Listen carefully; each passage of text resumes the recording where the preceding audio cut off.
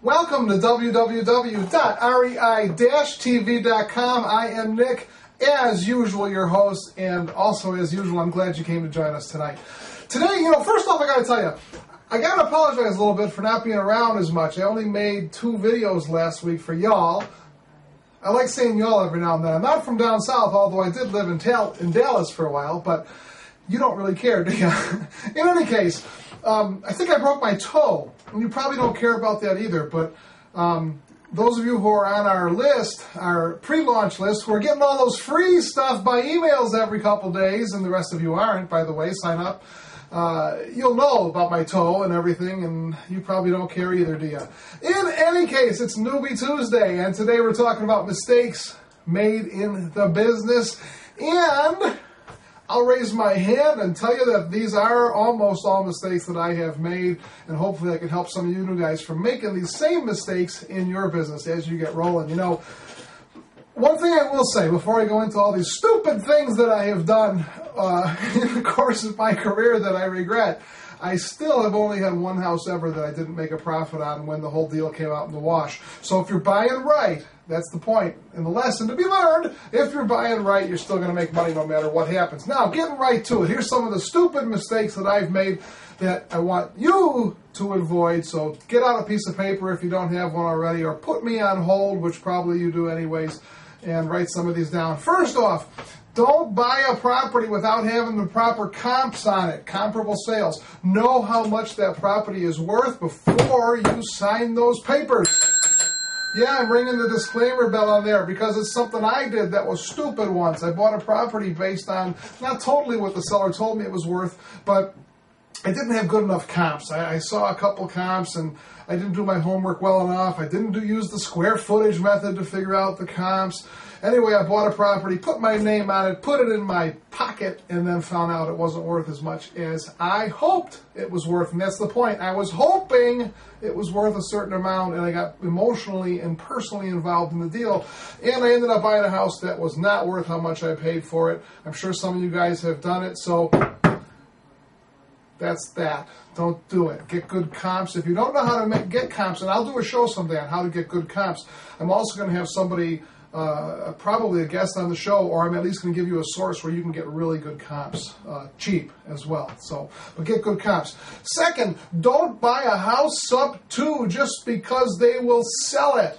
In a lot of cases, when somebody wants to deed you their house, they're deeding you their home along with their problems. So just because somebody says, take my house, please, it doesn't mean you have to do it. Make sure you do your homework when you're buying a house sub 2. Just because somebody signed it over to you doesn't make it a good deal.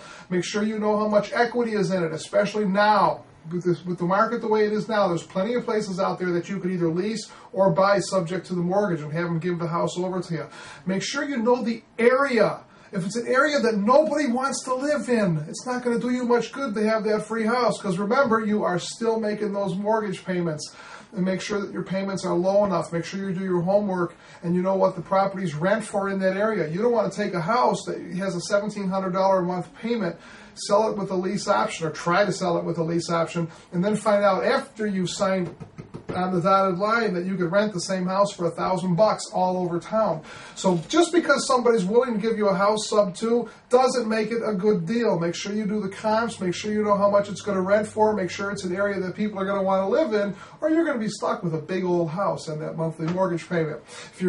Some of the things you can do to prevent that: when you sign that contract, make the contract contingent upon you finding a suitable tenant. We do that with every sub 2 now. Unless my tenant is ready to move in, I don't close and take the house. So just because they're willing to sell you the house sub 2 doesn't make it a deal. Secondly, or thirdly, or whateverly, don't sell the first tenant just because they want it. Just because you got somebody there with a $5,000 option fee. Now, sometimes it's real tempting. I know, man, especially if you're new and you got that house under contract and you're worried about making them mortgage payments.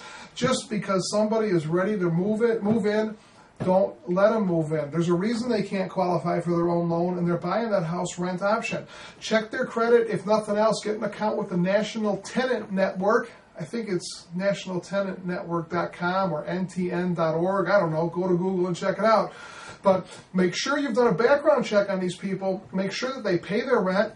check their jobs, make sure that they have a job, and the smartest thing is to drop by their house when they don't expect you, where they currently live, and see what that place looks like. Because whatever it looks like, that's what your house is going to look like in 6 months. I guarantee it. So don't sell to the first person that appears without doing your homework. Again, it comes down to due diligence. Just like you want to do your homework and get good comps and check out the title before you buy, you want to check out those folks before you let them move into your, could be your profit, could be your liability. So do that.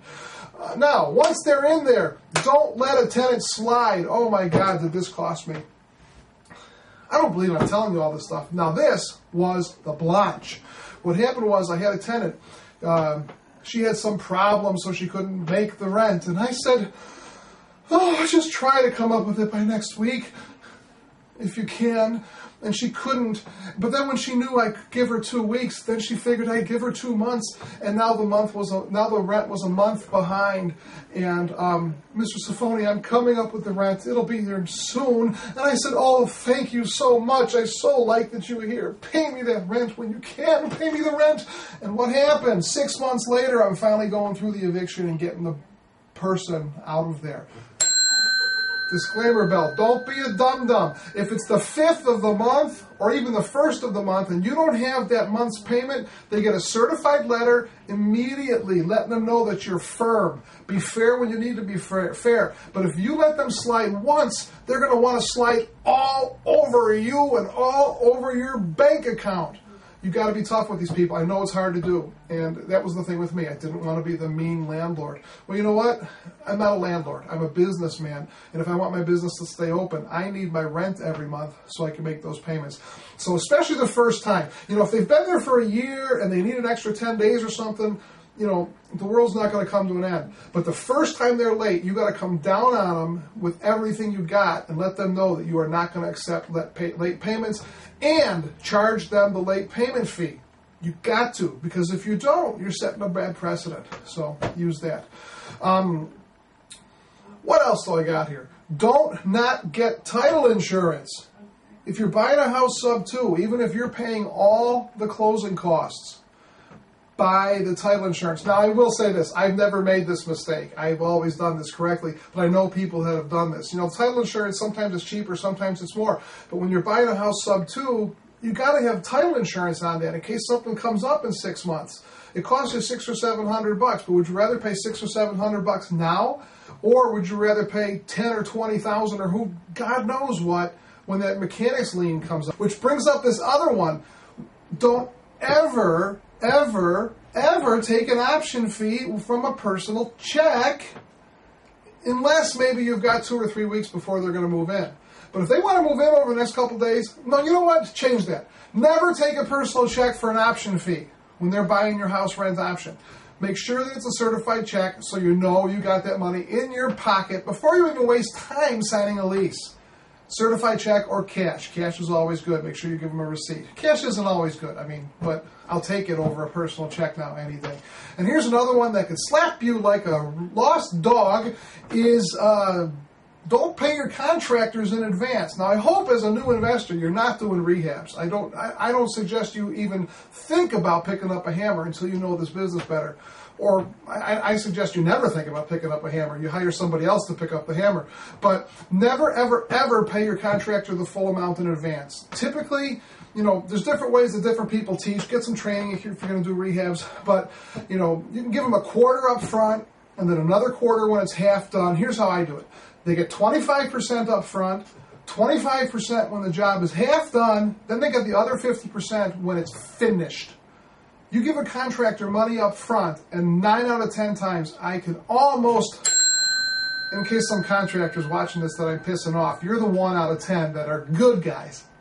But 9 out of 10 times, if you pay that contractor up front, they're going to use that money to finish the job that they're on now, and they're going to have to sell somebody else to buy the materials to do your job. So never, ever, ever, ever pay that contractor up front. And the worst mistake that you could ever make in this business is not to get your free membership from this site, www.rei-tv.com. Make sure that you're a free member. Fill in the little thingy up there. Get on the pre-launch list if this is not launched yet, because we're launching soon. But if you're watching this and it's launched, which chances are you are, make sure you become a free member. There's lots of goodies. I'm Nick. Thanks for watching. Don't do the stupid things that I did, and you'll make lots of money. Now go make an offer.